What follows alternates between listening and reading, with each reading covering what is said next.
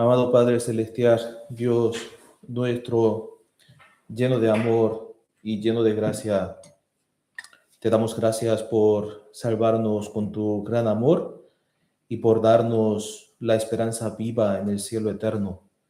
Y también por permitirnos la iglesia que es tu cuerpo, para que podamos también alimentarnos de tu palabra y de tu nutriente necesario para nuestra vida. Nosotros no te conocíamos correctamente y así vivíamos vagando en este mundo y buscábamos cosas terrenales y no conocíamos el valor, el propósito de nuestra vida. Pero por tu evangelio llegamos a ser salvos y también llegamos a conocer el propósito de nuestra vida y por qué estamos viviendo, para qué y cuál es el valor de nuestra vida. Y así que, Señor, te pedimos tu ayuda para que podamos vivir siendo guiados por tu Espíritu hasta que tú vengas o hasta que nosotros vayamos a ti, porque nosotros somos todavía necios y también tenemos constantes luchas en nuestro corazón y en nuestra vida. Y también sabemos muy bien que el Dios de este siglo, el diablo también, está tentando a los incrédulos y a los salvos también.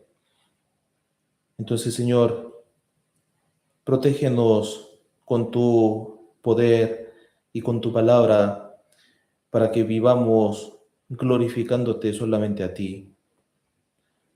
También te damos gracias porque tú comenzaste el día de hoy y también tú nos permitiste esta oportunidad para que podamos abrir el día con tu palabra. Así que, Señor, en toda nuestra vida queremos vivir para tu gloria y conforme a tu voluntad. Por eso en este momento también hay hermanos que están orando a ti. Señor, permítenos la palabra que necesitamos para cada uno de nosotros y así queremos vivir a través de la fuerza que tú nos permites por medio de la palabra tuya.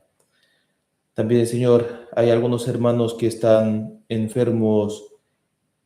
Señor, te pedimos que tú los sanes con tu mano poderosa para que todos ellos puedan recuperarse bien y puedan permanecer en ti más fuertemente. Y también si hay otros hermanos que están alejados de ti o están tristes y están pasando por momentos difíciles, Señor, te pedimos que tú estés acompañando a cada uno de ellos, dándoles la fuerza y la consolación, para que todos ellos puedan recordar de tu amor y que puedan vivir por ti. También se está predicando el Evangelio por todo Chile y tú levantaste la iglesia en nuestra ciudad, en esta región. Así que utilízanos a nosotros para que con tu valentía podamos abrir nuestra boca para predicar tu Evangelio. Todavía hay muchas personas en nuestro alrededor que no te conocen, que están yendo al infierno. Así que, Señor, permítenos un poco más de oportunidad, un poco más del tiempo para que podamos salvar a esas almas. También, Señor, guarda los labios del que predica tu palabra, para que la palabra adecuada sea predicada en este momento. Encomendamos todo el tiempo de la reunión de hoy en tu mano poderosa y oramos en el nombre de Jesús. Amén. Ya. Bueno, hermanos, busquemos Segunda de Corintios, capítulo 13. Segunda de Corintios, capítulo 13, versículo 5. Segunda de Corintios, capítulo 13, versículo 5. Segunda de Corintios, capítulo 13,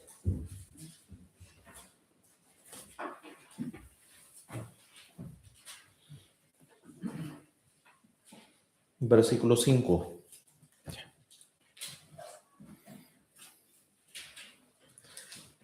Vamos a leerlos juntos, leamos. Examinaos a vosotros mismos si estáis en la fe, probaos a vosotros mismos, o no os conocéis a vosotros mismos que Jesucristo está en vosotros, a menos que estéis reprobados. Hoy vamos a meditar la palabra bajo el tema de examinaos y probaos a vosotros mismos. De hecho, esto se encuentra así en el último capítulo de la carta de apóstol Pablo hacia la iglesia de Corinto. Y también sabemos muy bien que la iglesia de Corinto tenía muchos problemas, ¿cierto? Habían como pleitos entre los hermanos de la misma iglesia. También como la iglesia estaba dividida, ¿cierto? Por eso habían algunos que decían así, yo soy de Pablo y yo soy de Apolos, yo soy de tal, así. La iglesia estaba dividida. También tenían problemas morales y sexuales, ¿cierto? También tenían como desórdenes con respecto a la Santa Cena, ¿cierto? También había un uso desordenado de los dones espirituales. También había, en la iglesia de Corinto, había como un desafío a la autoridad de Pablo, ¿cierto? Porque muchos no reconocían a Pablo como apóstol.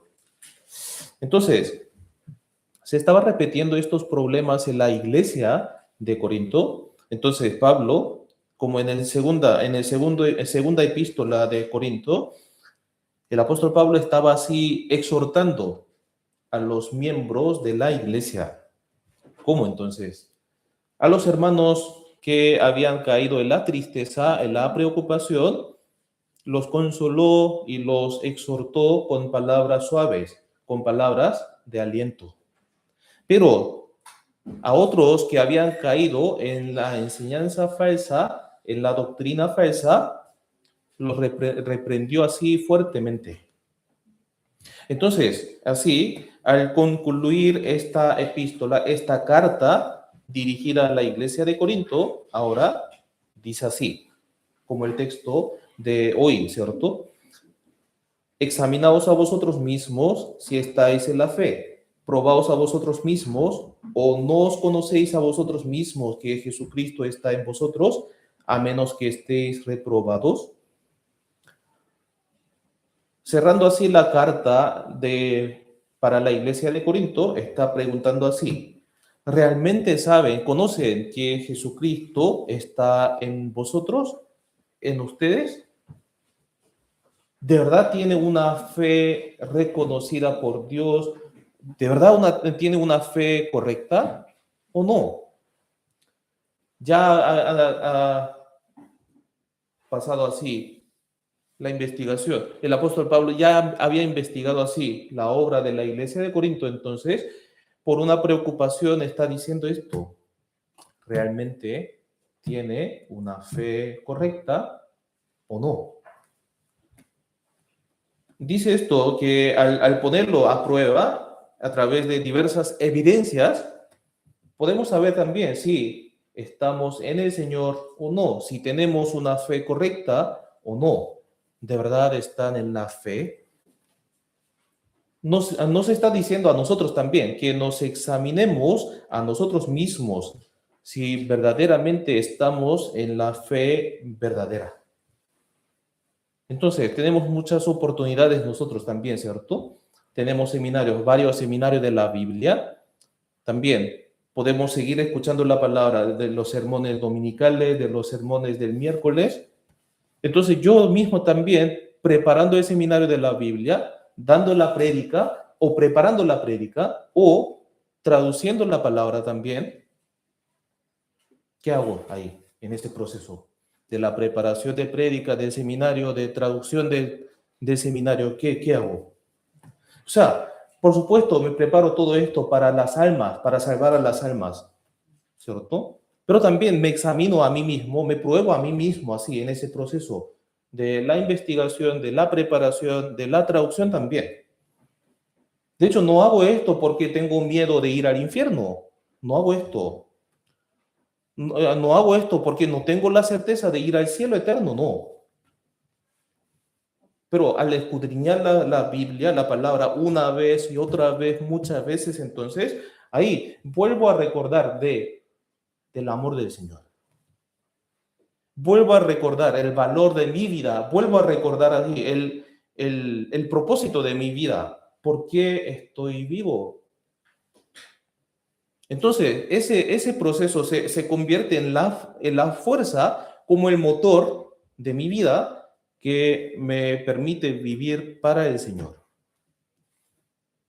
No es que vivimos gracias a la fuerza de haber comprendido algo nuevo, ¿cierto? Después de recibir la salvación, no estamos así escudriñando algo nuevo, una doctrina nueva, sino el camino antiguo, el camino verdadero, la Biblia, el evangelio de la salvación, el amor, el primer amor. Entonces, vivimos, ¿por qué?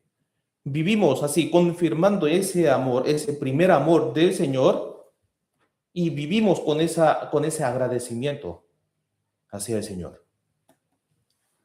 Por eso es muy importante examinar si mi fe es verdadera, es real, es reconocida por Dios o no.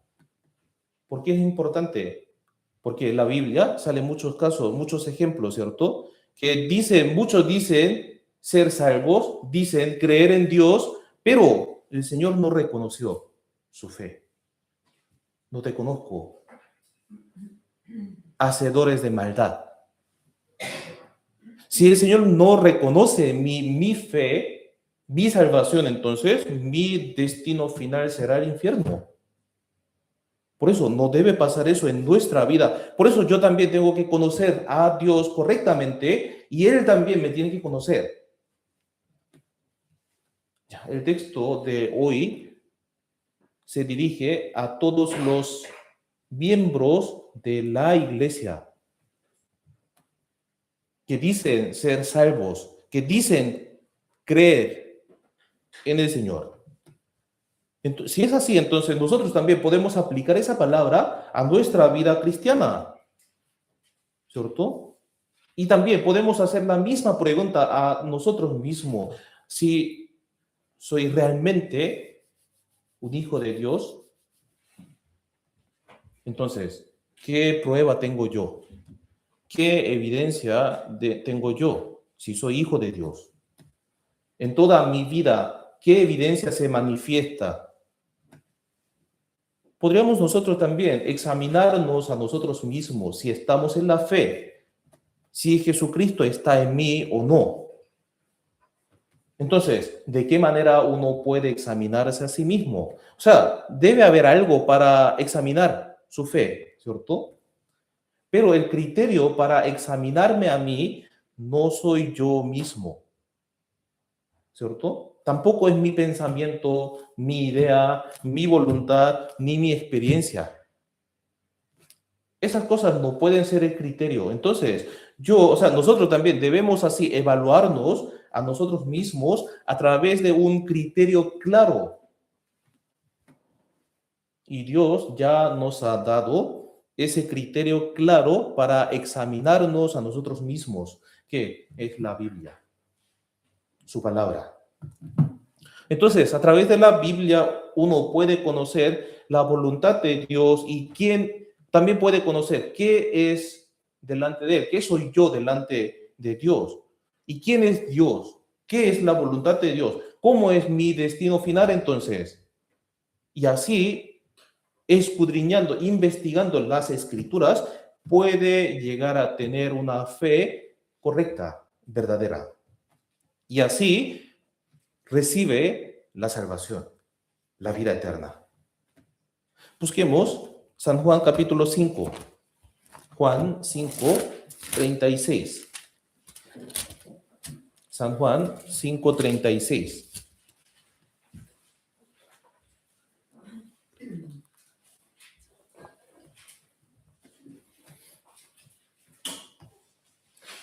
San Juan capítulo 5, versículo 36 hasta 40.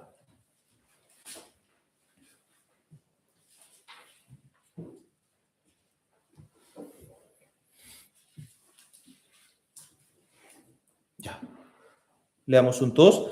Mas yo tengo mayor testimonio que el de Juan, porque las obras que el Padre me dio para que cumpliese, las mismas obras que yo hago, dan testimonio de mí, que el Padre me ha enviado. También el Padre que me envió ha dado testimonio de mí. Nunca habéis oído su voz, ni habéis visto su aspecto, ni tenéis su palabra morando en vosotros, porque a quien él envió, vosotros no creéis.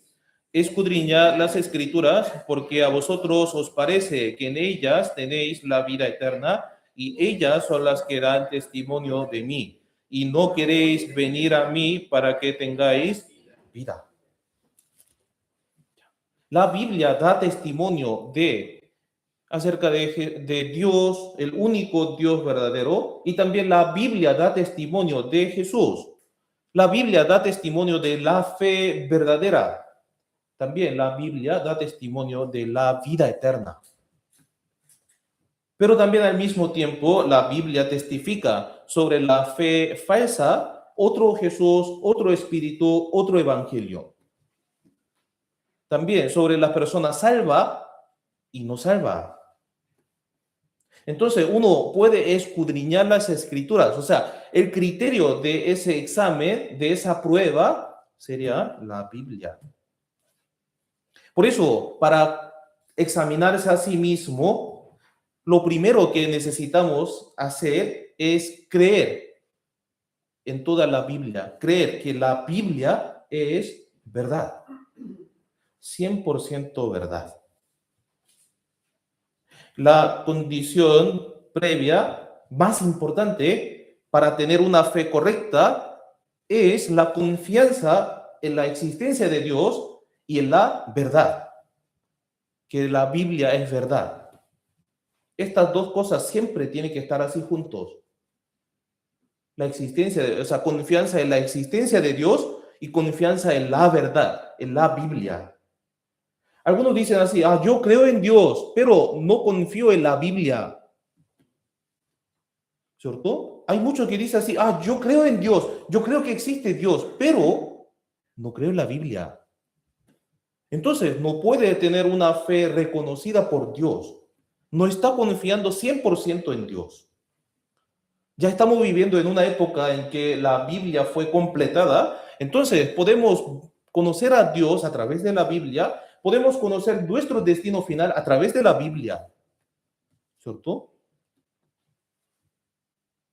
Entonces, a través de la Biblia uno puede conocer la existencia de Dios y la veracidad, que la Biblia es la verdad.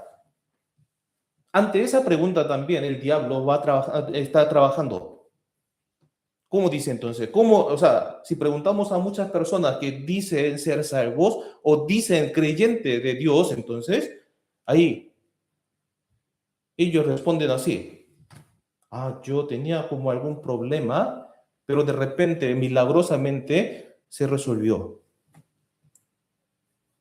El diablo también trabaja así, ¿cierto? Ya, tú también te sanaste cuando estabas enfermo. Estabas así en medio de dificultades, tremendas dificultades, pero de repente tú recibiste una ayuda incomprensible y así pudiste superar esos problemas, esas dificultades. Tenías problemas así en las relaciones familiares, pero tú lograste soportarlo hasta el final. ¿Cierto?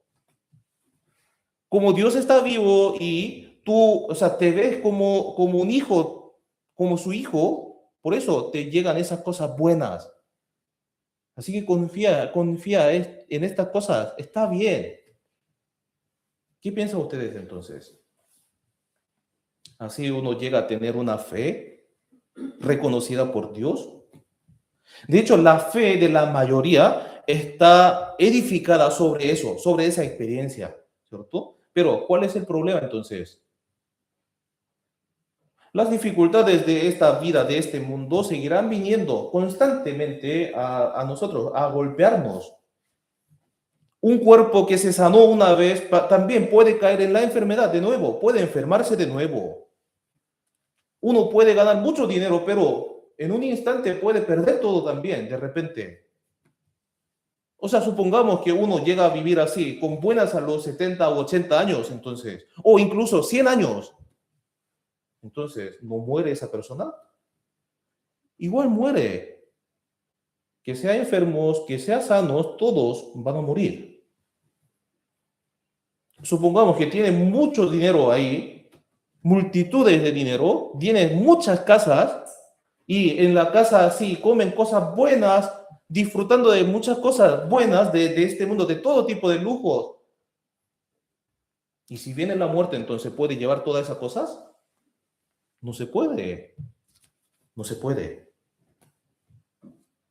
Esas cosas que mencioné, la buena salud o la mala salud, el dinero o la pobreza, todos son pasajeros, son los que pasan, ¿cierto? O sea, son los que pasan. Y entonces, si tiene ese fundamento de fe, ¿qué sucede? Ya, se sanó milagrosamente, pero luego cayó de nuevo en la enfermedad. Entonces, al principio piensa así, a esta vez también me va a sanar, ¿cierto? Pero no se sana ahí. Se agrava más, se empeora más y más, entonces. Ahí se desanima. Y luego, ¿qué dice entonces? Se enferma más y más, entonces se queja, empieza a quejarse de Dios. Llega una dificultad, viene otra dificultad, entonces en el principio piensa así, en esta vez también Dios me va a ayudar, pero no puede superar fácilmente, entonces, o sea, no veo ninguna salida, entonces, ahí termina quejándose de Dios o termina enojado con Dios. Entonces, ahí escuchamos muchas palabras así. Yo antes creía en Dios, pero ahora no creo. Antes creía en Dios, pero ahora no creo. ¿Verdad que han escuchado mucho, cierto? Antes yo era creyente, pero ahora no. ¿En dónde entonces está puesto su fundamento? Y si uno conversa con esa persona, entonces ahí generalmente dicen así, antes cuando estaba en dificultades, ahí podía superarlas, pero ahora no me llega ninguna ayuda. ¿Qué significa entonces? Eso significa que no hay una verdadera fe, que no está creyendo en Dios. ¿Por qué? Su fe se fundó ahí en una arena, no tiene una base. Por eso, si vienen lluvias, aguas, vientos, entonces se tiembla así, se sacude y cae todo. Porque su fundamento está puesto sobre las cosas pasajeras de este mundo. Entonces debemos pensar nosotros también, ¿cuál es la fe verdadera? La Biblia también nos está invitando así, examínense a sí mismo, pruébense a sí mismo.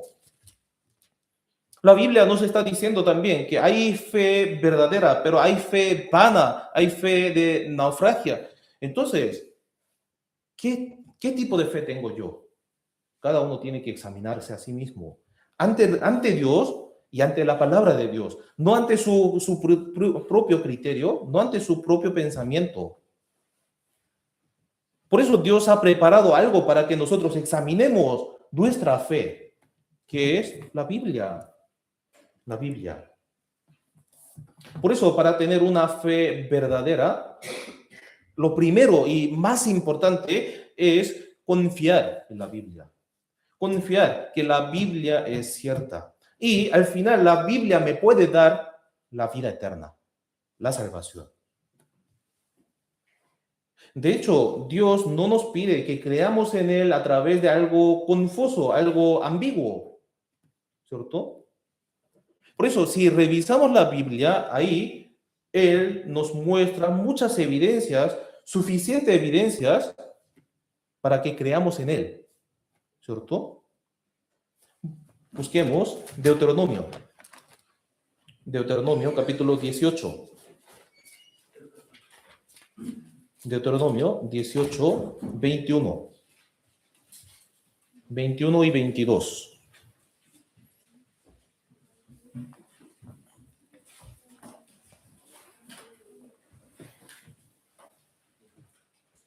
Deuteronomio capítulo 18, versículo 21 y 22.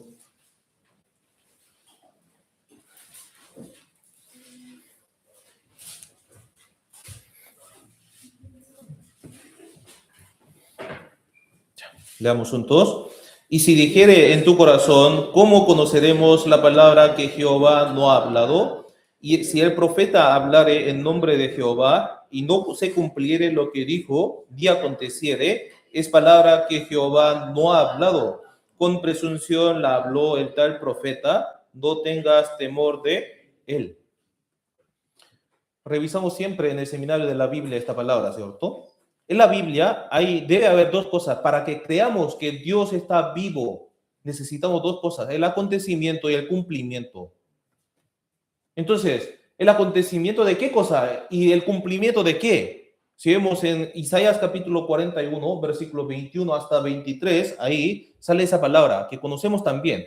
Se lo leo yo. Alegad por vuestra causa, dice Jehová, presentad vuestras pruebas, dice el rey de Jacob. Traigan, anúncienos lo que ha de venir, díganos lo que ha pasado desde el principio y pondremos nuestro corazón en ello. Sepamos también su postrimería y hacernos entender lo que ha de venir. Danos nuevas de lo que ha de ser después, para que sepamos que vosotros sois dioses, o a lo menos hacer bien o mal, para que tengamos que contar y juntamente nos maravillemos. El acontecimiento y el cumplimiento de qué cosa entonces. O sea, en las escrituras están registrados los acontecimientos de la historia del inicio, ¿cierto? Y ahora nosotros también pudimos revisar muchas evidencias de la historia del inicio, el acontecimiento, el huerto del Edén, la creación, el huerto del Edén, el diluvio en la época de Noé, la torre de Babel y lo que sucedió en Sodoma y Gomorra. El primer libro de la Biblia, el primer versículo de toda la Biblia, Génesis 1:1, dice así: en el principio creó Dios los cielos y la tierra. Y entonces, en la misma, en otro libro que fue escrito en la misma época de Génesis, en Job, ahí están escritas muchas declaraciones que la gente de aquella época no conocía, que solamente el Creador podía conocer, sobre la naturaleza, el universo, la tierra, los animales, las plantas.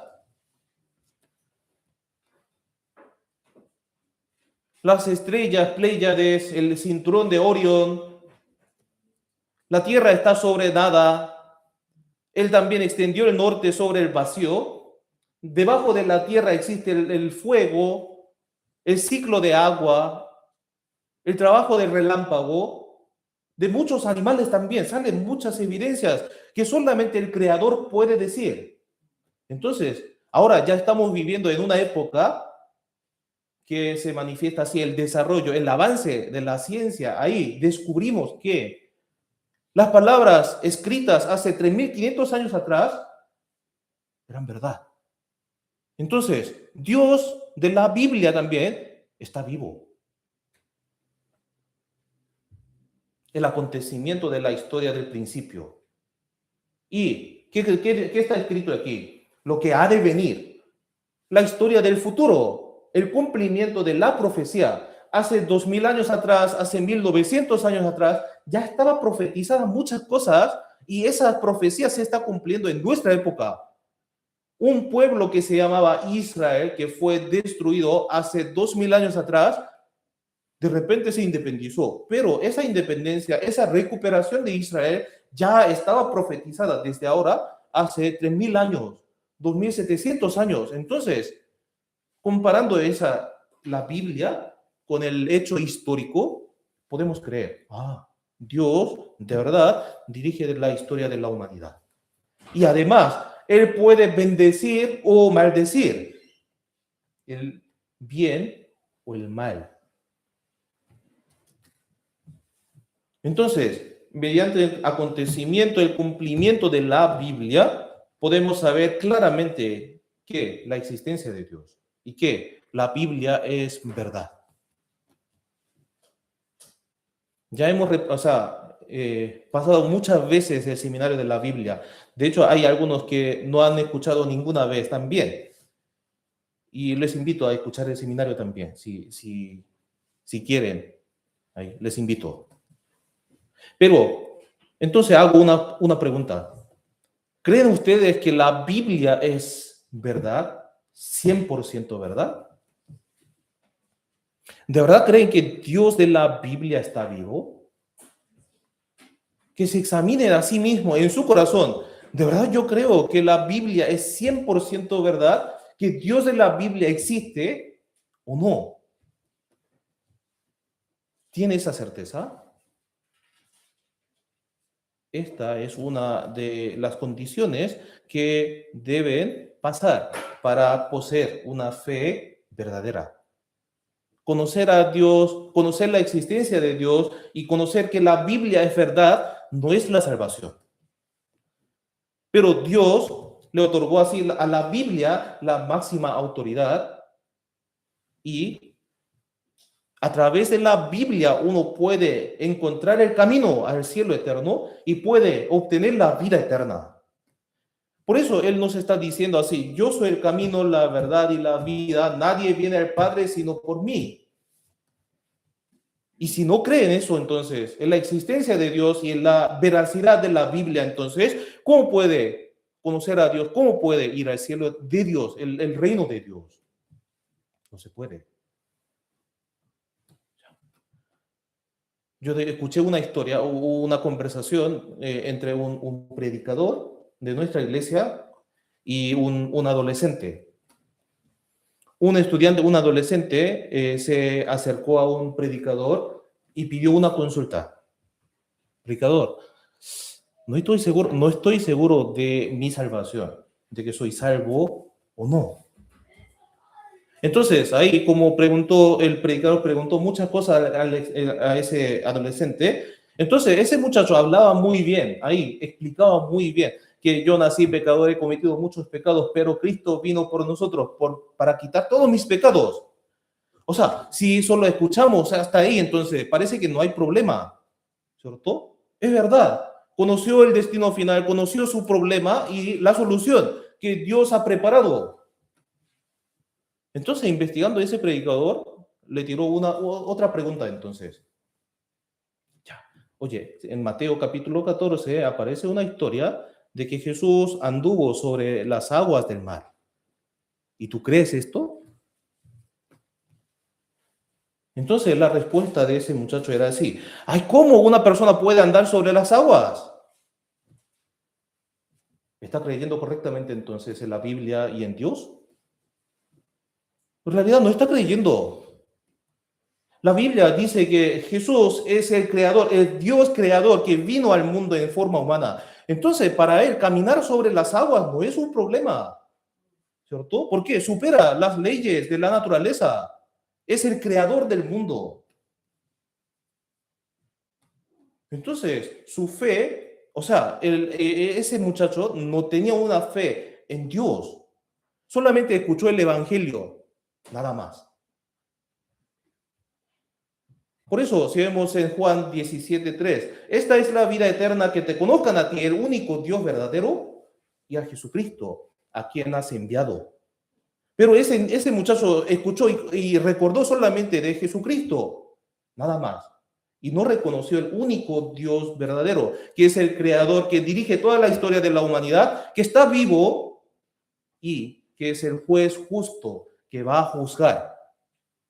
Pero no creyó que Dios es el creador. ¿Acaso la Biblia dice, o en la Biblia se encuentran algunos versículos que afirman que Jesús es el creador? Busquemos algunos versículos. Hebreos capítulo 1. Hebreos capítulo 1, versículo 1 y 2.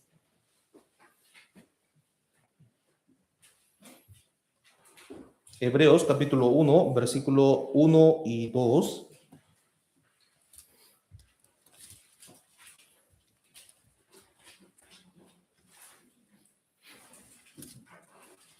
Ya, se los leo yo.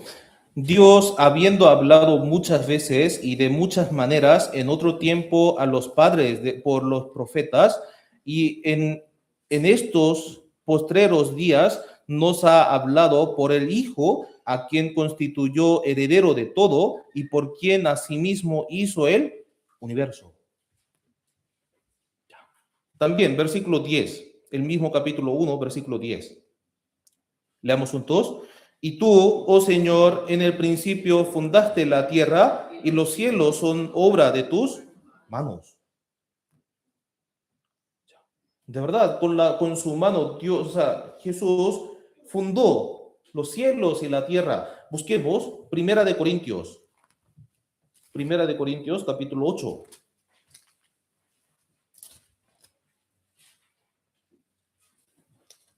Primera de Corintios, capítulo 8, versículo 6.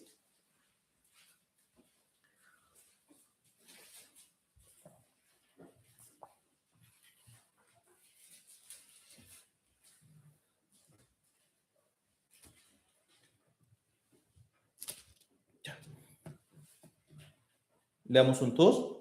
Para nosotros, sin embargo, solo hay un Dios, el Padre, del cual proceden todas las cosas, y nosotros somos para Él, y un Señor, Jesucristo, por medio del cual son todas las cosas, y nosotros por medio de Él. Fuera de esto también hay varios versículos que dice que Jesucristo es el creador de todas las cosas, ¿cierto? Dios es quien creó los cielos y la tierra y Él vino al mundo en forma humana, que es Jesús.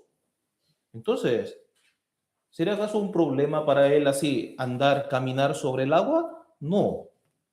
Por eso ese niño, aunque diga que está creyendo en Dios, pero no está creyendo en realidad, ¿cierto? Él creó las leyes de la naturaleza y está por encima de esas leyes, de todas las cosas. Y por eso lo que hacemos en el seminario de la Biblia es investigar que Dios de verdad es un creador, Dios de verdad dirige la historia de la humanidad. Ahí nos muestra muchas evidencias de que Él existe, que Él está vivo, que cumple toda su palabra. Entonces ahí, si uno pone su confianza, 100% de la confianza en la Biblia, entonces ahí puede creer también que Él vino a la tierra en forma humana. Así que les pido que examinen y prueben su fe. ¿Realmente yo creo en la existencia de Dios? ¿Realmente yo creo en su poder? ¿Y realmente yo creo en la Biblia? 100%, ¿verdad? Aquí hay una cosa importante. Sí, como les dije, que creer en la existencia de Dios y creer en la Biblia no es la salvación. No es salvación. Por eso si vemos en Santiago capítulo 2, versículo 19, dice así, tú crees que Dios es uno, bien haces. Pero luego sigue esta frase, que también los demonios creen y tiemblan. Los demonios, el diablo y sus ángeles también creen en la existencia de Dios y tiemblan. Por eso, yo también creo que Dios existe. Sí, existe. Y la Biblia es su palabra. Pero eso no significa que es salvo. Pero es un proceso para recibir la salvación. Es un proceso muy necesario para ser salvo, pero no es la salvación. Entonces, segundo, uno llega a creer que la Biblia es cierta y Dios existe, entonces ahí debe establecer una relación entre Dios y cada uno. ¿Qué relación tengo yo con Dios? Los que nacen así en Sudamérica generalmente tienen ese pensamiento porque nacieron así en una cultura cristiana. ¿cierto? Por eso piensan así, Dios existe y Él es mi Padre. ¿Será así? ¿Y qué dice la Biblia? Tenemos que reconocer nuestro destino final y la evaluación de Dios para cada uno de nosotros. Dios evalúa nuestro destino final, nuestro estado, nuestra relación con Dios también. Si la Biblia es verdad, entonces el criterio de evaluación también debe ser la Biblia. Entonces, con ese criterio que es la Biblia, debemos examinarnos. En la iglesia llevamos a cabo así como un seminario cada 2 meses, ¿cierto? Más o menos. Y también realizamos el seminario de video. Entonces, los que asisten por primera vez a la iglesia, les invito a que los escuchen desde el primer día hasta el quinto día. Yo no puedo mostrar algunos milagros acá, yo no puedo así hacer alguna sanidad, tampoco vamos a hablar en lengua o tampoco vamos a bailar así con música. No hacemos esto. Pero podemos enseñarles que la Biblia es cierta, que Dios de la Biblia existe. Entonces, ustedes mismos tienen que elegir y tienen que venir acá para comprobarlo ahí. De hecho, en la historia de la humanidad, Dios nos permite así la oportunidad. ¿Para qué?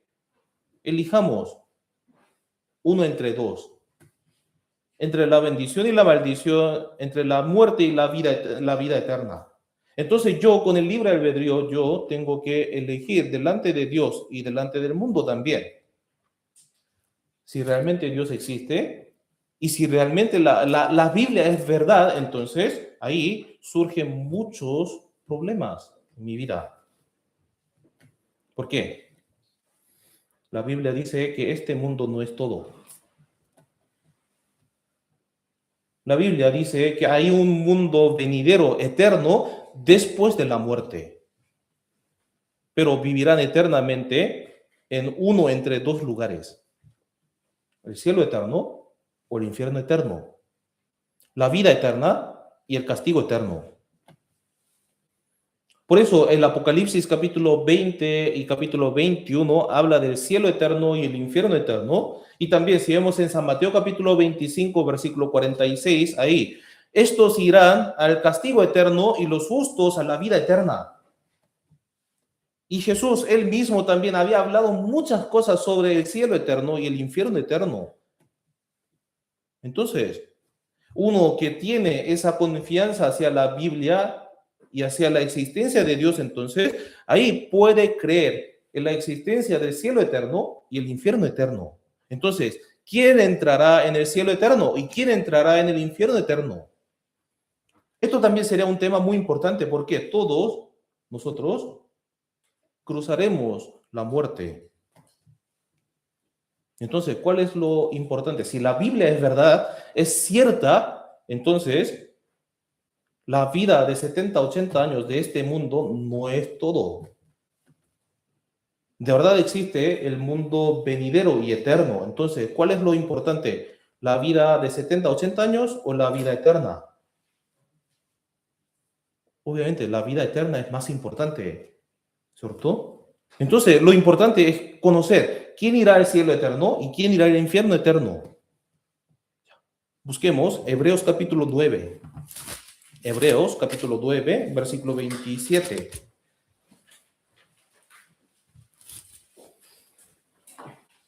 Hebreos capítulo 9, versículo 27.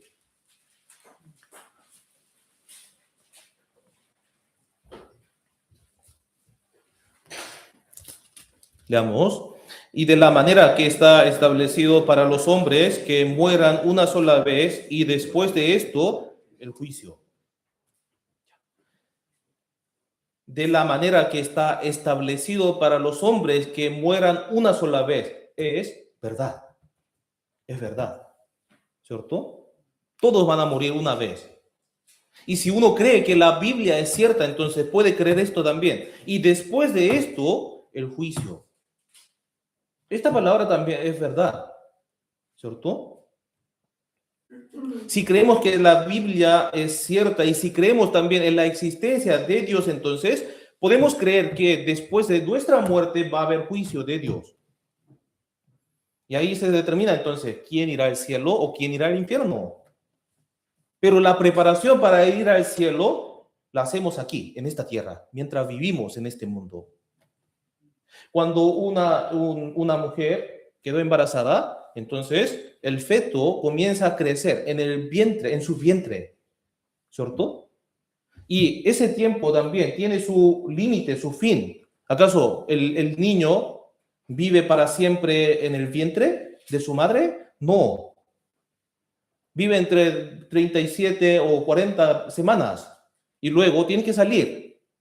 Entonces, ese periodo, ese tiempo de un poco menos de 10 meses sería una preparación para vivir 70 o 80 años en este mundo, en la tierra. Entonces, después del nacimiento, nosotros también debemos hacer una preparación durante 70, 80 años. ¿Qué hacemos entonces? Una preparación de la vida eterna. ¿Por qué? No vivimos eternamente en esta tierra. ¿Hay algunos que pueden vivir eternamente en esta tierra, en este mundo? No, ya está establecido para todos que mueran una sola vez. Todos van a morir. Todos. Y si uno confía, o sea, en la Biblia y en la existencia de Dios, entonces el mundo venidero, el cielo eterno o el infierno eterno también es verdad. Uno puede creer en esto. Después de la muerte viene el mundo venidero, o el cielo eterno o el infierno eterno. Entonces, Dios también nos dice, ¿a dónde voy yo? ¿A dónde voy yo? Conocer esto es muy importante. Por eso vamos a examinarnos a nosotros mismos delante de Dios y delante de su palabra, que es la verdad. ¿Quién entra en el cielo eterno y quién entra en el infierno eterno? De hecho, antes mencioné Mateo capítulo 25, versículo 46. Irán estos al juicio eterno, al castigo eterno, y los justos a la vida eterna. ¿Cierto? Los justos. Y al contrario de los justos serían los pecadores. ¿Cierto? Entonces, los justos van al cielo eterno y los pecadores van al infierno. Entonces, debo saber si soy justo o soy pecador. De hecho, sé que hay muchos que ya tienen la respuesta, pero si escuchan esta palabra así, yo ya lo sabe todo, ya lo sé todo. Con ese pensamiento, si escucha, entonces no puede sacar ningún provecho. Por eso les pido que escuchemos, que examinemos eso. Como si escuchara así por primera vez, debemos escuchar así. Entonces, observen bien si la respuesta que ustedes tienen coincide con la respuesta de la Biblia. Esto es importante, ¿cierto? Entonces, primero debemos así conocer nuestra condición, nuestra condición. ¿En qué estado estoy yo? Entonces, vamos a revisar todo esto. ¿En qué clase del mundo estoy viviendo? ¿Y qué soy yo? ¿Quién soy yo? Delante de Dios. No importa delante de otra persona. ¿Qué soy yo delante de Dios vivo? ¿Y qué es lo que he hecho yo hasta ahora en mi vida pasada? ¿Y qué estoy haciendo yo y qué voy a hacer hasta el final de mi vida? ¿Y qué sucederá entonces después de mi muerte? Vamos a revisar esto. Primero, entonces, ¿en qué clase del mundo estoy viviendo? Primera de Juan, capítulo 5. Busquemos. Primera de Juan, capítulo 5, versículo 19.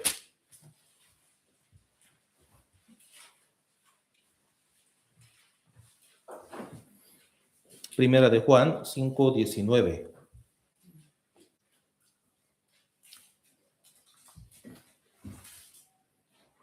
Leamos juntos. Sabemos que somos de Dios y el mundo entero está bajo el maligno. El mundo entero está bajo el maligno, dice así. El maligno se refiere al diablo, ¿cierto?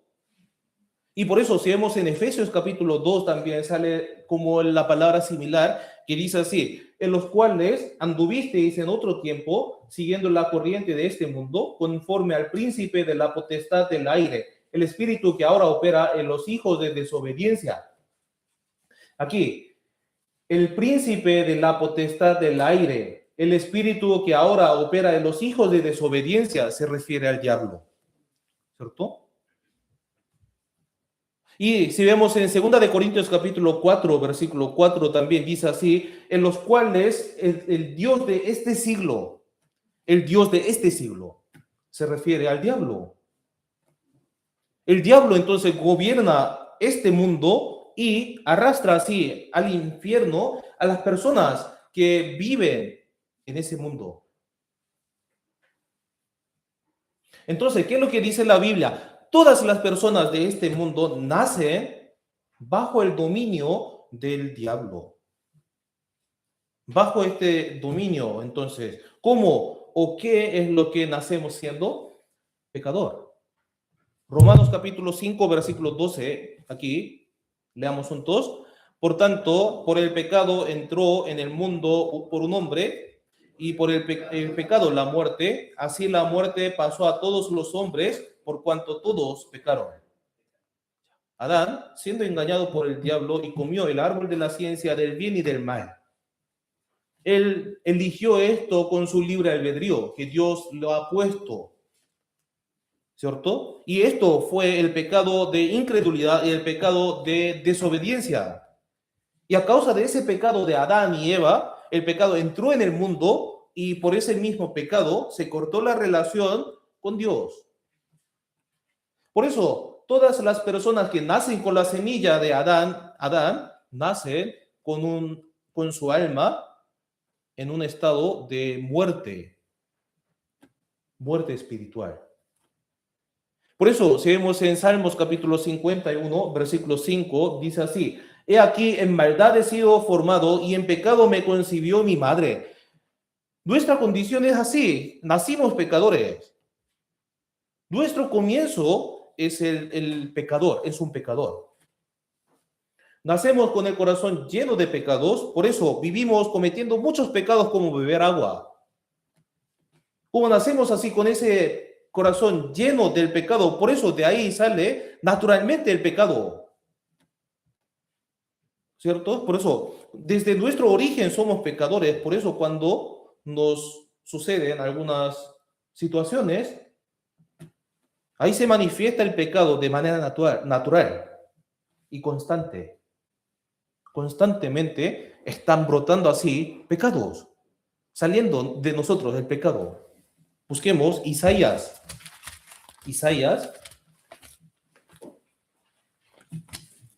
57.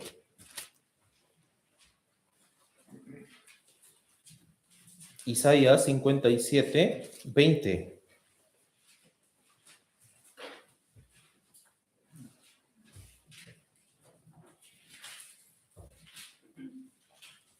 Isaías 57, versículo 20.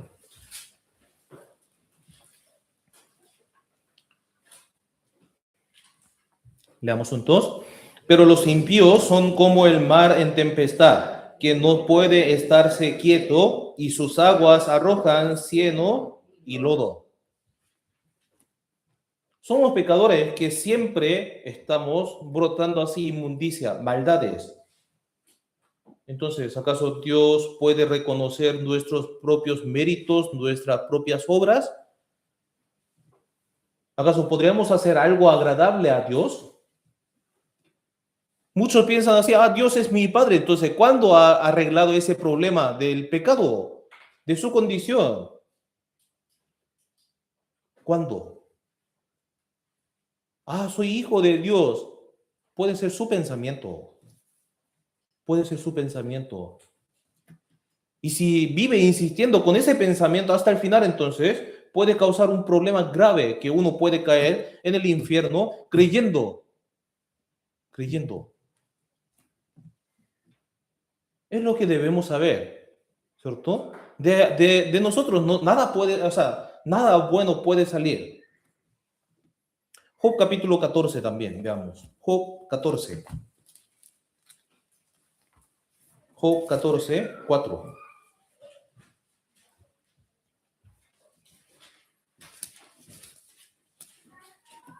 Job capítulo 14, versículo 4.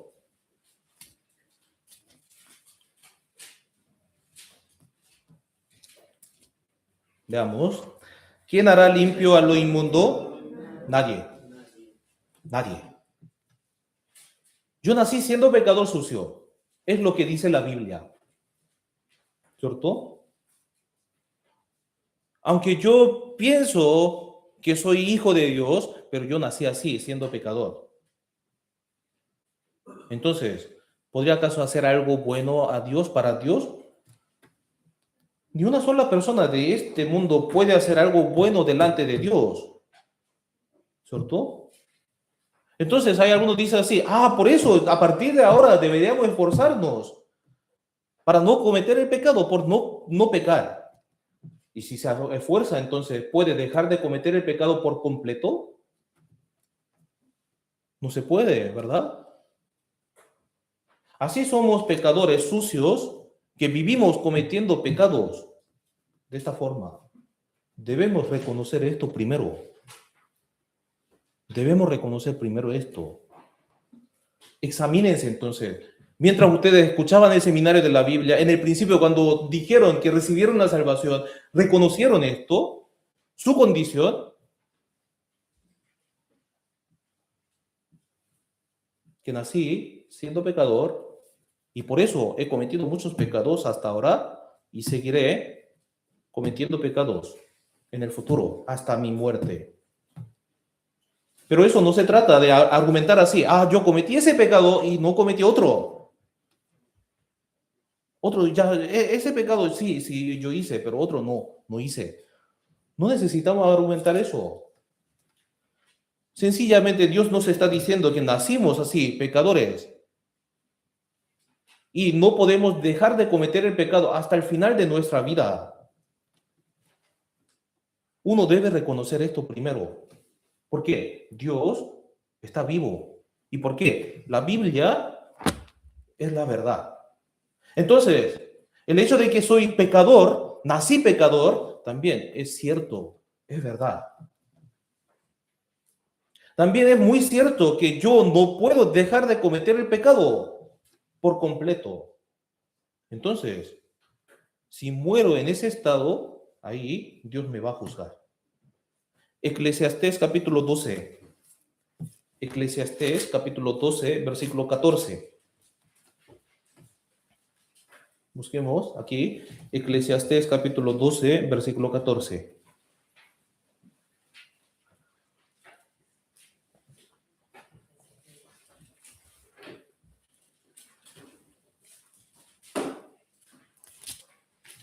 Ya, leamos.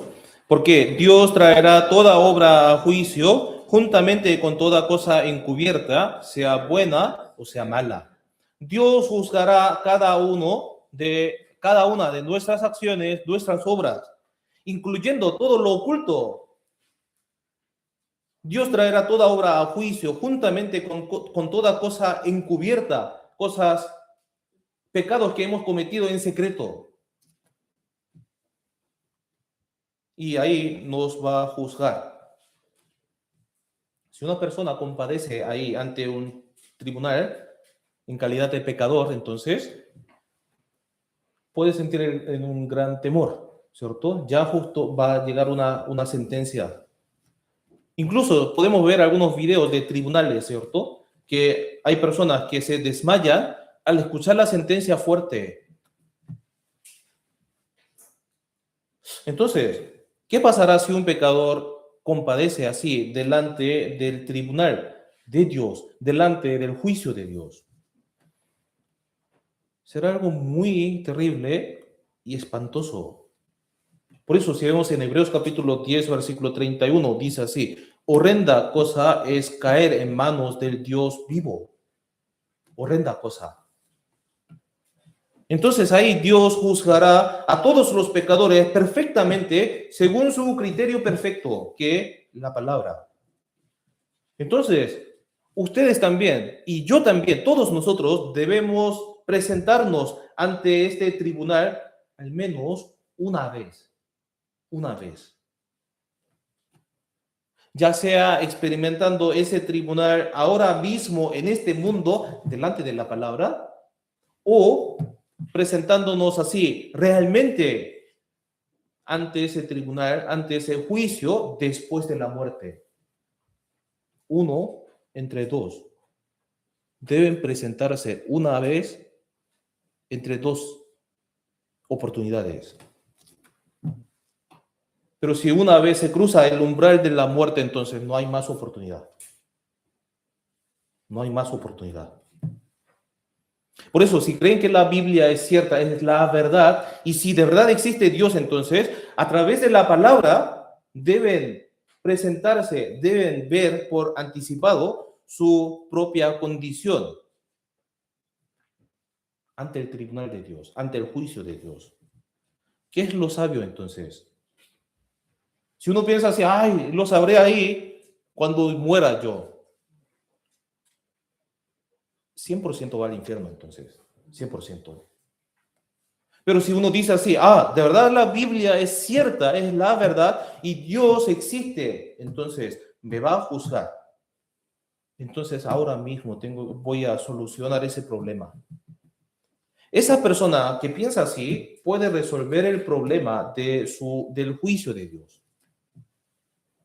Por eso lo sabio es esto: mientras estamos vivos, debemos resolver el problema de nuestro pecado presentándonos ante el juicio de Dios a través de la Biblia. Bien, entonces presentémonos ante el juicio de Dios. Primero, el criterio del juicio de Dios sería la Biblia, la palabra.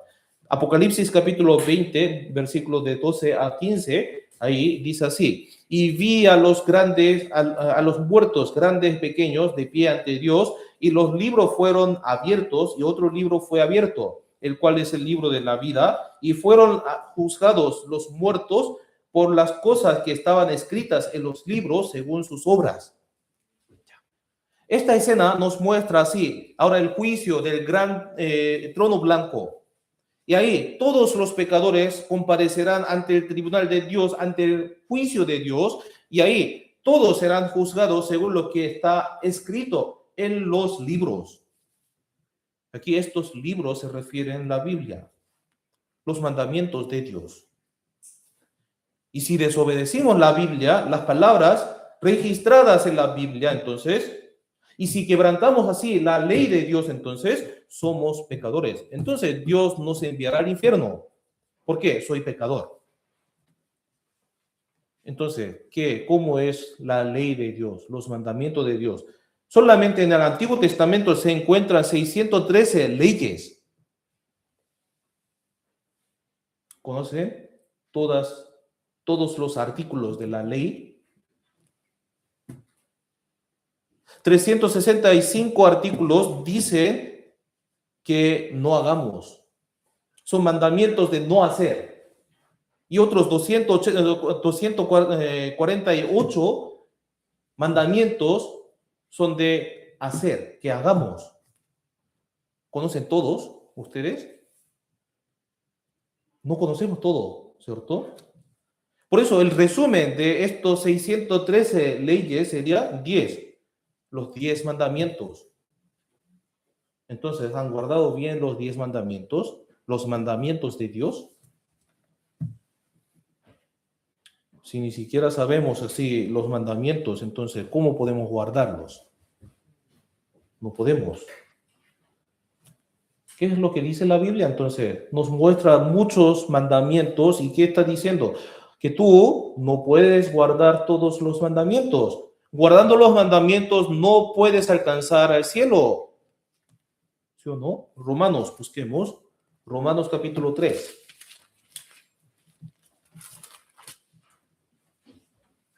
Romanos 3, 19 y 20.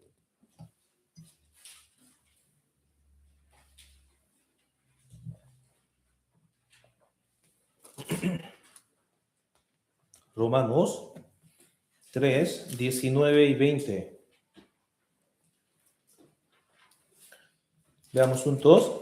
Pero sabemos que todo lo que la ley dice, lo dice a los que están bajo la ley, para que toda boca se cierre y todo el mundo quede bajo el juicio de Dios, ya que por las obras de la ley ningún ser humano será justificado delante de él, Porque por medio de la ley es el conocimiento del pecado.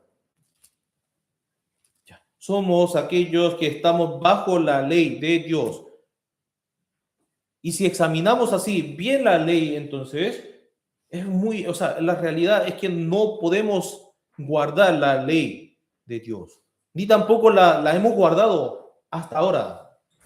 Entonces la Biblia, la ley nos está diciendo así: tú eres un pecador que merece ir al infierno.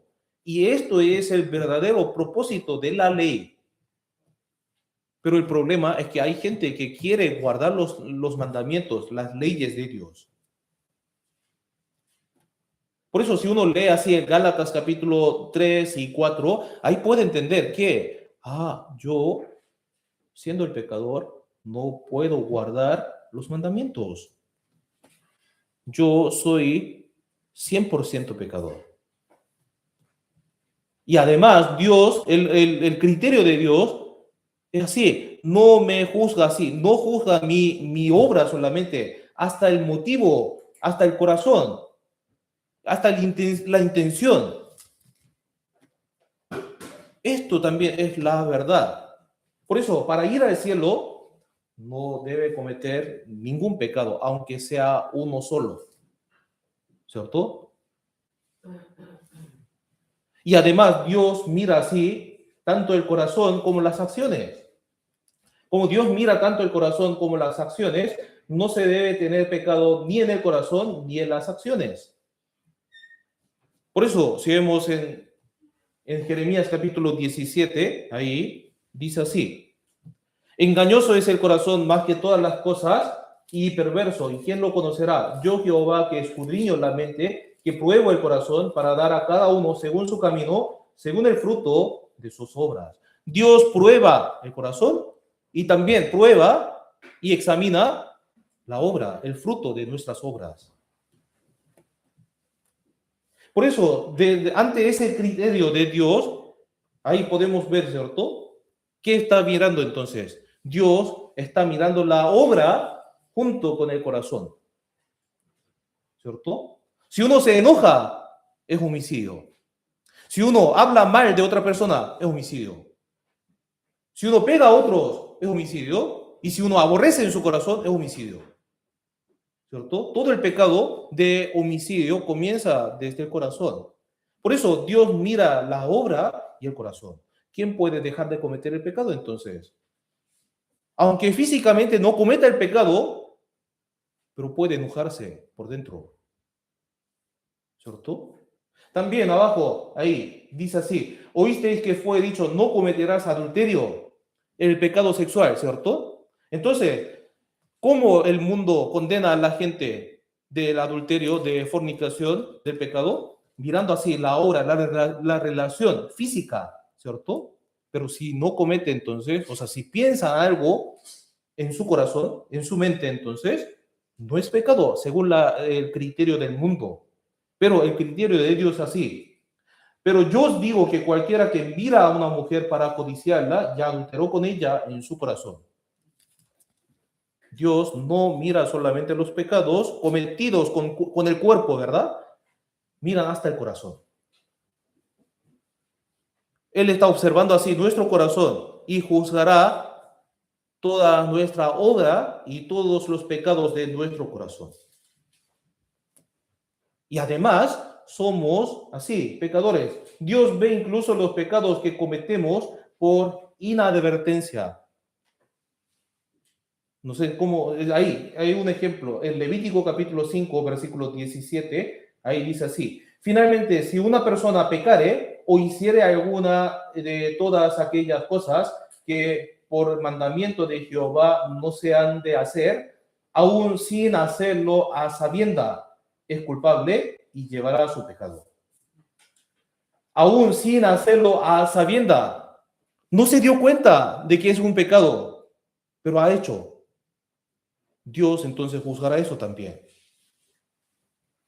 Dios juzgará eso. ¿Qué tipo de pecado sería entonces?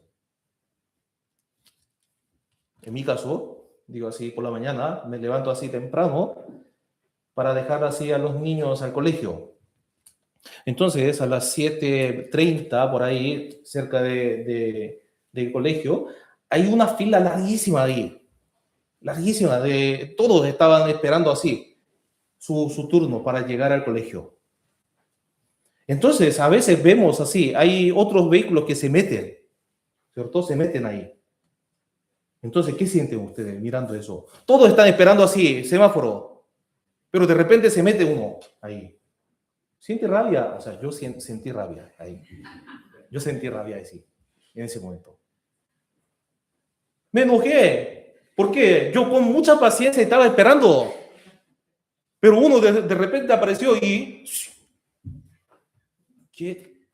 Ahí pensamos cosas malas, ¿cierto? Cuando está más cansado, ¿cierto?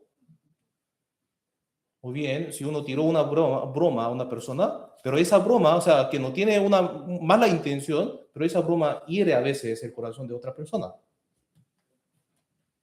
O a veces cuando sucede alguna situación, entonces me quejo a veces. De repente así, me quejo. O a veces también pensamos, yo soy mejor que esa persona. En todo nuestro corazón podemos tener esa soberbia, ese orgullo. Yo, según mi criterio, di un consejo a una persona y ese consejo también puede herir el corazón de otra persona. Y yo me comparo con otra persona también y siento envidia a veces. Hay algo que debo hacer ahora, pero lo dejo así postergado por la pereza. Ahora no. Todo esto se convierte en pecados. ¿Sí o no? Pecados que hemos cometido por inadvertencia, sin darnos cuenta. Además, hay muchos pecados que hemos ya cometido en el tiempo pasado, en nuestra juventud, en nuestra niñez, que ni siquiera recordamos. Job capítulo 13, versículo 26 dice así: ¿por qué escribe contra mi amarguras y me hace cargo de los pecados de mi juventud? Yo no me acuerdo de todos mis pecados de mi juventud, de mi niñez, ¿cierto? De hace 10 años atrás, de hace 20 años atrás, no me acuerdo, pero Dios se acuerda de todos y juzgará a todos y luego enviará al infierno. Por eso en la Biblia también salen muchas palabras acerca del infierno. Uno que ha llegado a creer que la Biblia es cierta, es la verdad, entonces comprende esto delante de Dios, delante del criterio de Dios. Yo soy un pecador que tengo que ir al infierno. Verdaderamente yo soy el pecador. Yo pensaba que había vivido de una manera buena, agradable para los vecinos, para los cercanos, pero no era así. Yo creía que estaba sirviendo bien a Dios, pero no era así. Si yo no resuelvo el problema del pecado, entonces Dios no puede aceptar mi servicio. Yo por eso tengo que ir al infierno.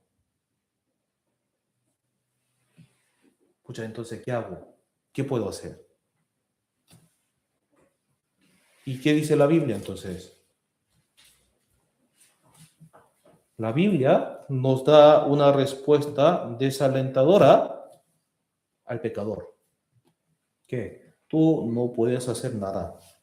Tú por ti mismo no puedes pagar la paga del pecado, que es la muerte. Por medio de tu obra, por medio de tu esfuerzo, por medio de tus acciones, no puedes ir al cielo.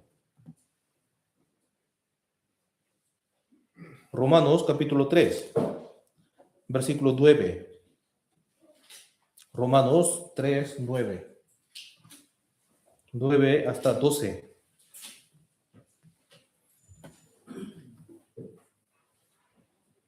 Veamos juntos. ¿Qué pues somos nosotros mejores que ellos? En ninguna manera, pues ya hemos acusado a judíos y a gentiles, que nosotros todos están bajo pecado. Como está escrito, no hay justo ni aun uno, no hay quien entienda, no hay quien busque a Dios, todos se desviaron, a una se hicieron inútiles, no hay quien haga lo bueno, no hay ni siquiera uno. Tanto los judíos como los gentiles, todos estamos bajo pecado. Cuando escucharon por primera vez la palabra, ¿han entendido eso? ¿Han reconocido su condición? No ante su pensamiento, ante su experiencia, ante la palabra de Dios. La Biblia nos está diciendo así, todos estamos bajo el pecado. No hay ningún justo en este mundo. Entonces, en esa condición, ¿podemos hacer algo bueno, agradable a Dios? No. Ya soy pecador sucio, por eso de mí no nace cosas buenas, no puedo hacer algo bueno. Los pecadores no pueden hacer algo bueno para Dios. ¿Qué hemos encontrado en ese versículo? ¿Quién hará lo limpio a lo inmundo? Nadie. Si uno nació de una mujer, entonces, ¿cómo puede ser limpio? ¿Cómo puede ser? Dios nos está diciendo así, tú eres gusano, gusano. Entonces, si fueres justo, ¿qué dice? ¿Qué le darás a él? ¿O qué recibirás de tu mano? No puede recibir el Dios. Uno debe entender que es un pecador incapaz de hacer algo bueno. O sea, bajo mi propio criterio, mis acciones pueden ser buenas, pero bajo el criterio de Dios, yo soy un pecador nada más, que merezco ir al infierno. Yo no puedo hacer nada. Pero si escuchamos algunas palabras, algunos invitados del seminario de la Biblia, ahí podemos escuchar eso. Ah, por lo menos yo he guardado esto. ¿No habían escuchado eso de la boca de sus invitados? Yo, sí, esta ley, sí la guardé. Es verdad, yo he mentido muchas veces, pero no he cometido adulterio.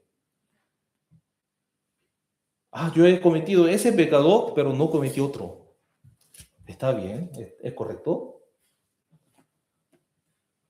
La verdad es que nosotros no hemos podido guardar así ni un solo mandamiento, ni un solo artículo de la ley de Dios. ¿No es así?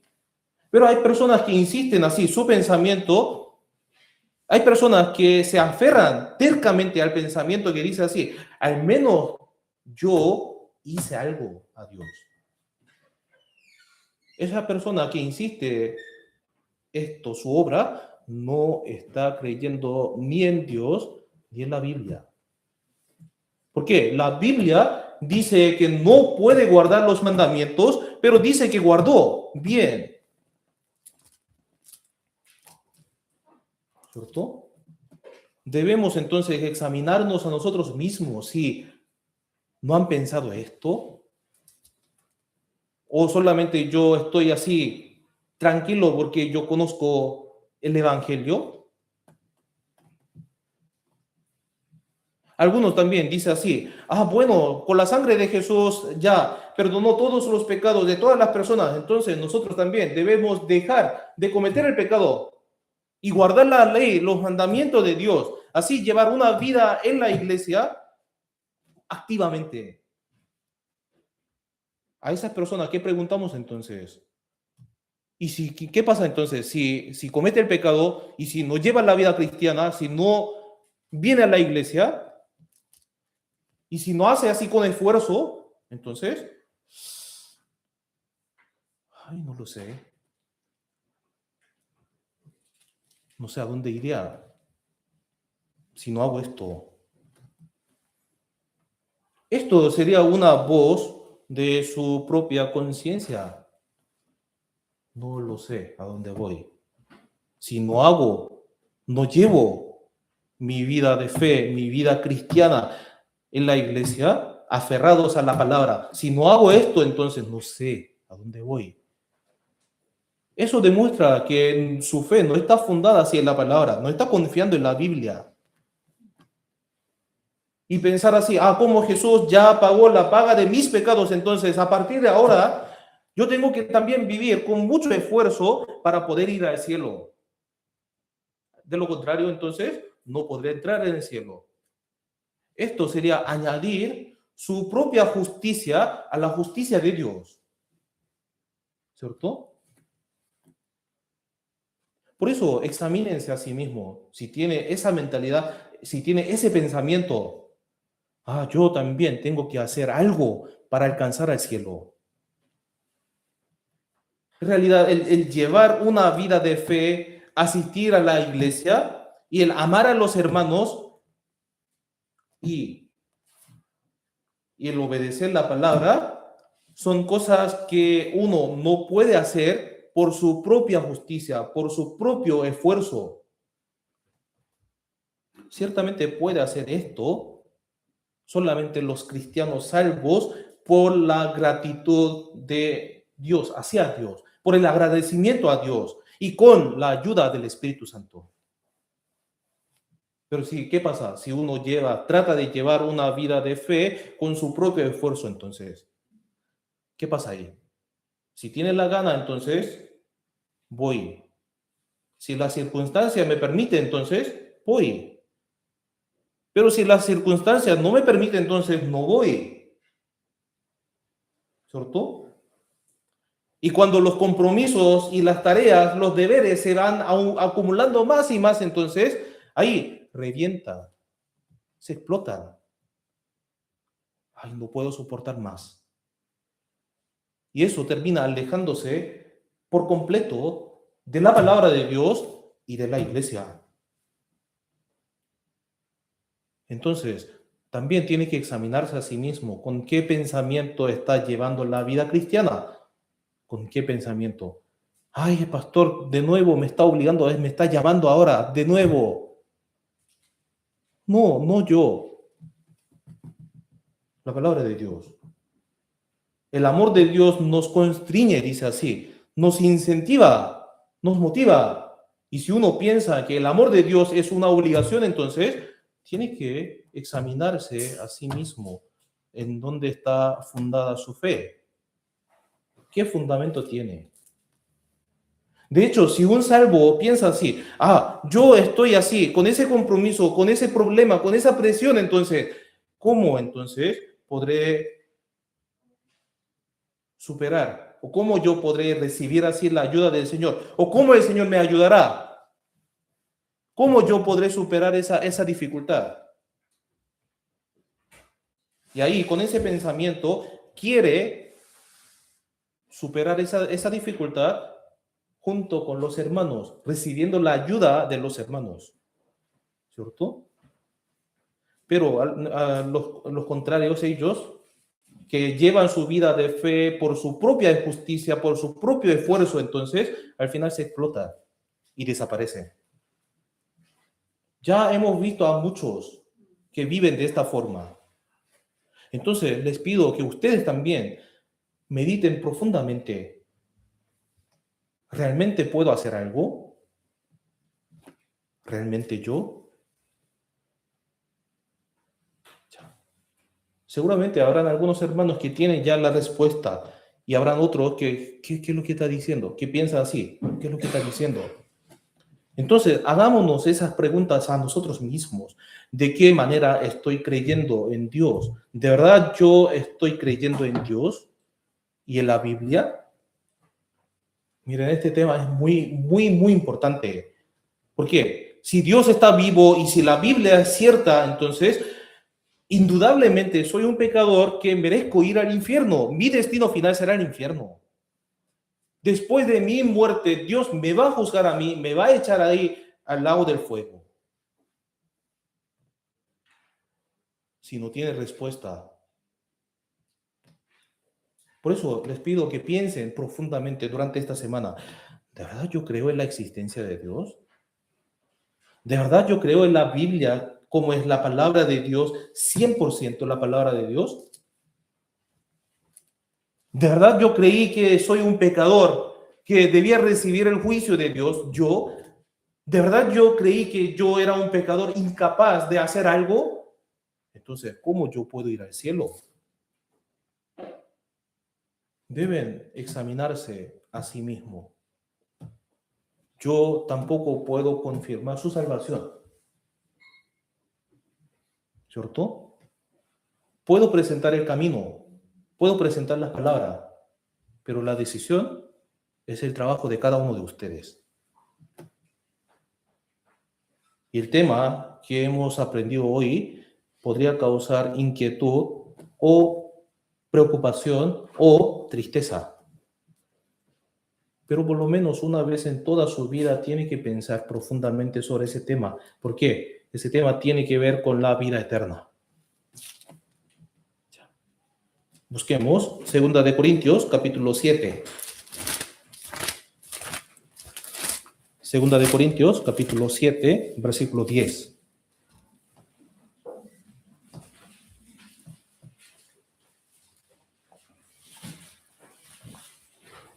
Segunda de Corintios, capítulo 7, versículo 10.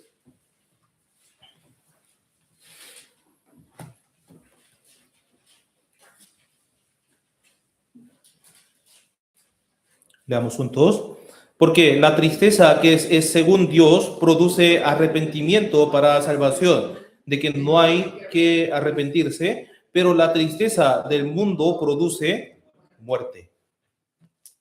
Al presentarse ante la ley de Dios, ante los mandamientos de Dios, ante el juicio de Dios, entonces todos no podrán evitar de esa preocupación, de esa tristeza. ¿Por qué? Toda la ley de Dios, toda la palabra de Dios me está acusando.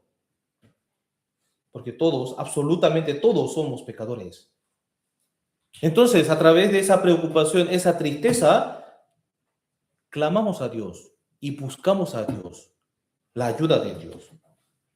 Y si lo hacemos así, entonces Dios se acerca a nosotros y resolverá ese problema. Hoy hemos examinado juntos sobre nuestra fe a través de la palabra. De hecho, son temas que aprendemos constantemente en el seminario de la Biblia, pero queríamos así investigar de nuevo, porque son temas muy, muy importantes, ¿cierto? Por eso les pido que lo mediten ahí profundamente durante la semana. Entonces, el próximo domingo, ahí vamos a analizar entonces el siguiente proceso importante que debemos pasar sí o sí. Si entendimos que Dios está vivo, si creemos que Dios está vivo y si creemos que la Biblia es cierta, y si reconocemos también que nuestro destino final será el infierno y tenemos el problema del pecado, entonces debemos pasar un proceso aquí. La tristeza que es según Dios produce arrepentimiento para salvación. Busquemos Marcos capítulo 1, versículo 15. Marcos 1, 15.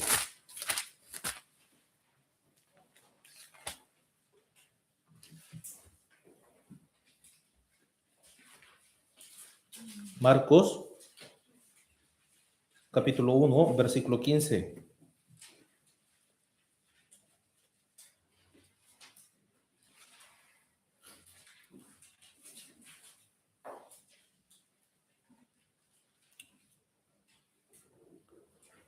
Leamos juntos. Diciendo, el tiempo se ha cumplido y el reino de Dios se ha acercado. Arrepentíos y creed en el Evangelio. Arrepentíos y creed en el Evangelio. El arrepentimiento es el proceso que sí o sí uno tiene que pasar para recibir la salvación por el Evangelio. Por eso el próximo domingo vamos a pensar sobre el arrepentimiento. Aprenderemos el significado del arrepentimiento bíblico y ahí también revisaremos sobre nuestra fe, que de verdad nos hemos arrepentido delante del Señor o no. Y esto también sería un proceso muy importante porque sin arrepentimiento, no se puede recibir la salvación. No hay una salvación sin arrepentimiento. Así que les invito a todos ustedes que mediten profundamente durante la semana y vengan a escuchar la palabra sobre el arrepentimiento. ¿Ya? De hecho, como estoy preparando así una serie con ese título, examinaos a vosotros mismos y probaos a vosotros mismos. Les voy a presentar así muchas preguntas o muchas dudas que puede tener. Entonces, delante de la respuesta de Dios, delante de la pregunta de Dios, ustedes tienen que examinarse a sí mismos. Ya. Vamos a terminar con la oración. Oremos juntos. Dios Padre, te damos gracias por permitirnos un día más de vida y esta comunión con los hermanos que han recibido la salvación. Hoy también pudimos aprender y meditar una palabra que tú nos estás invitando, que nos examinemos y nos probemos a nosotros mismos si estamos de verdad en la fe, si de verdad Jesucristo está en nosotros. Y así, a través de muchas palabras, estamos examinando a nosotros mismos si de verdad nuestra fe es correcta, es verdadera o tiene algún problema. Así que, Señor, permítenos un buen corazón, el corazón humilde, para que podamos también confiar solamente en tu palabra y encontrar la solución tuya. Y también en el resto de nuestra vida, tú quieres que nosotros vivamos por el Evangelio. Así que, Señor, ayúdanos a comprender más claramente qué es el arrepentimiento o cómo es el proceso de la salvación. Y así queremos vivir agradeciendo contigo y así queremos vivir glorificándote a ti. Así que, Señor, ayúdanos y guíanos a tu palabra. Y también queremos que todo el resto de todos los planes de la semana sean cumplidos según tu voluntad. Te damos gracias por todo y por habernos estado junto con nosotros en este momento y oramos en el nombre de Jesús. Amén.